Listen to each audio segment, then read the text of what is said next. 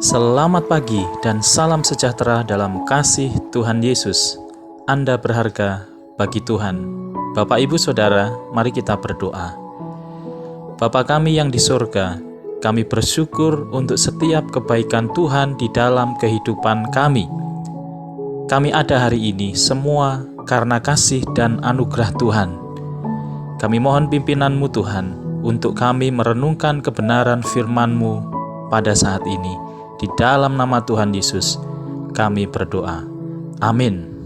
Bapak, Ibu, Saudara yang dikasihi Tuhan, pembacaan firman Tuhan pagi hari ini dari Injil Yohanes pasal 2 ayat 7 sampai ayat 9. Demikian firman Tuhan. Yesus berkata kepada pelayan-pelayan itu, "Isilah tempayan-tempayan itu penuh dengan air." Dan mereka pun mengisinya sampai penuh. Lalu kata Yesus kepada mereka, "Sekarang cedoklah dan bawalah kepada pemimpin pesta." Lalu mereka pun membawanya. Setelah pemimpin pesta itu mengecap air yang telah menjadi anggur itu, dan ia tidak tahu dari mana datangnya, tetapi pelayan-pelayan yang mencedok air itu mengetahuinya. Ia memanggil mempelai laki-laki. Amin. Tema renungan pagi hari ini, mujizat di dalam keluarga. Saudara yang dikasihi Tuhan, dalam perikop firman Tuhan hari ini diceritakan bahwa Yesus dan murid-muridnya diundang untuk menghadiri sebuah acara perkawinan di daerah Kana. Sebuah pesta perkawinan pada zaman Yesus adalah sebuah acara yang bisa memakan waktu selama 7 hari. Perjamuan dipersiapkan bagi banyak tamu yang hadir untuk merayakan hidup baru yang akan dilalui oleh kedua mempelai. Anggur dalam pesta perkawinan pada masa itu memiliki arti sukacita. Pada sebuah pesta, anggur harus disediakan dalam jumlah yang bisa memuaskan tamu dan para undangan. Kehabisan anggur dalam sebuah pesta perkawinan adalah aib yang sangat memalukan bagi pasangan mempelai dan keluarganya. Disinilah Tuhan Yesus menyatakan mukjizatnya yang pertama, yaitu mengubah air menjadi anggur, sehingga keluarga mempelai diselamatkan dari aib dan malu karena kehabisan anggur. Saudara yang dikasihi Tuhan, dari renungan pagi ini kita dapat melihat bahwa mukjizat Tuhan Yesus pada perkawinan di Kana ribuan tahun yang lalu masih berlaku bagi keluarga-keluarga pada masa kini. Yang pertama, Tuhan Yesus memakai apa yang ada di dalam keluarga kita, bukan apa yang tidak ada. Ketika mempelai kehabisan anggur, yang ada di situ adalah air dan 6 tempayan untuk pembasuhan. Dari apa yang ada itu, Yesus bisa melakukan mukjizatnya untuk memberkati keluarga mempelai yang sedang berpesta.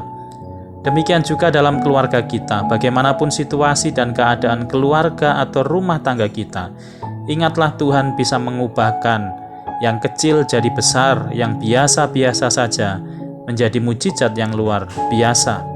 Tuhan melihat bahwa setiap rumah tangga punya potensi masing-masing, punya berkatnya masing-masing, punya keunikannya masing-masing.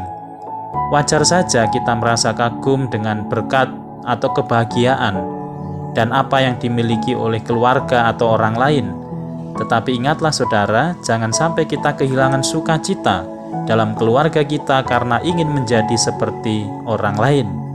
Mari kita bersyukur dengan apa yang ada pada kita dan kita serahkan kepada Tuhan, dan kita percaya Tuhan mampu memperlengkapi dan memberkati keluarga kita dengan apa yang ada pada kita sesuai dengan cara Tuhan yang luar biasa.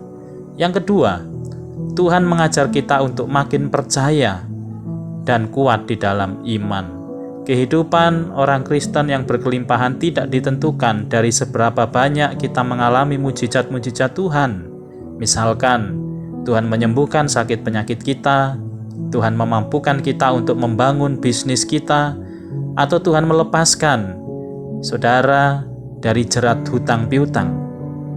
Tetapi sesungguhnya hidup yang berkelimpahan adalah ketika kita mampu tetap mempercayakan hidup kita kepada Tuhan di masa-masa yang sulit, tetap percaya di tengah kemustahilan, tidak meninggalkan Tuhan meskipun ada alasan untuk melakukannya.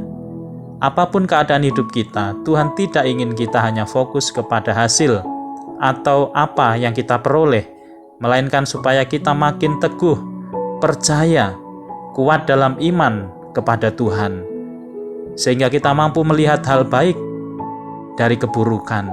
Kita mampu bersyukur di tengah kekurangan, kita mampu bahagia di tengah penderitaan, dan mampu berbagi di tengah kekurangan.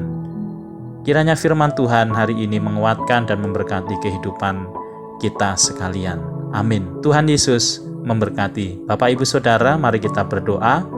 Tuhan Yesus, kami bersyukur kepadamu karena Tuhan sangat peduli terhadap keluarga kami dan juga keluarga-keluarga yang sedang mengalami masalah.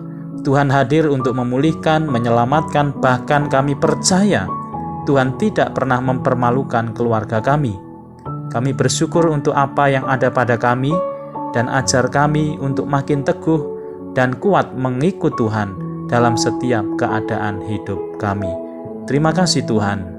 Hamba-Mu berdoa untuk setiap pribadi yang mendengar firman Tuhan dimanapun mereka berada. Kiranya Allah sumber segala damai sejahtera dan berkat surgawi akan memelihara kehidupan mereka senantiasa. Allah memberkati keluarga, pelayanan, pekerjaan, pendidikan, pergumulan, dan setiap aspek kehidupan mereka. Allah menjauhkan mereka dari segala wabah, virus, dan segala sakit penyakit. Allah menjaga mereka dari segala kecelakaan dan melindungi mereka dari segala yang jahat. Yang sakit disembuhkan di dalam nama Tuhan Yesus, yang lemah dikuatkan, yang sedih dihiburkan oleh Roh Kudus.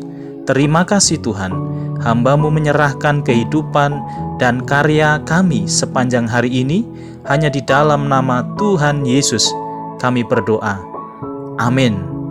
Saudaraku yang dikasihi Tuhan, salam sehat dan semangat untuk kita semua. Tuhan Yesus memberkati.